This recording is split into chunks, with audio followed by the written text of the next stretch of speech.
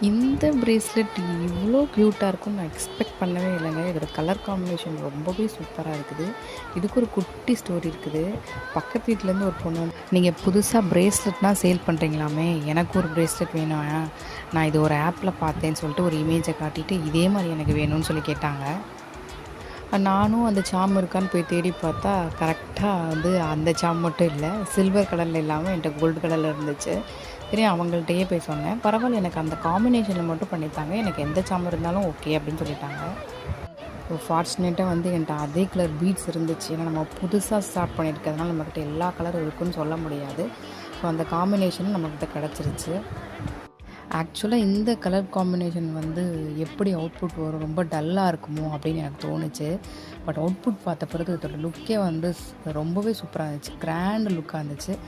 So உங்களுக்கு இதை பற்றி என்ன தோணுது? இந்த காம்பினேஷன் கலர் உங்களுக்கு பிடிச்சான்னு கமெண்ட் பண்ணுங்கள்.